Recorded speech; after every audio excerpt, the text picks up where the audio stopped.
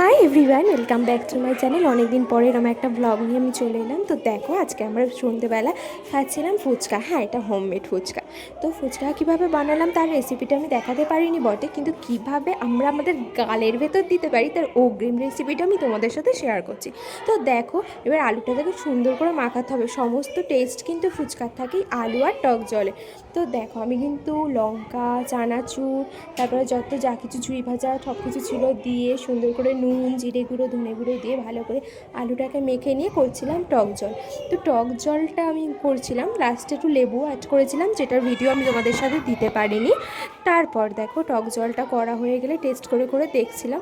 তো দেখছিলাম বড্ড টক, বড্ড নুন, তখন আমি আরেকটুখানি পরিমাণটা ঠিকঠাক ব্যালেন্স করে নিচ্ছিলাম। তা ফুচকা প্রেমীরা অবশ্যই তোমরা ট্যাগ করবে ভিডিওটা।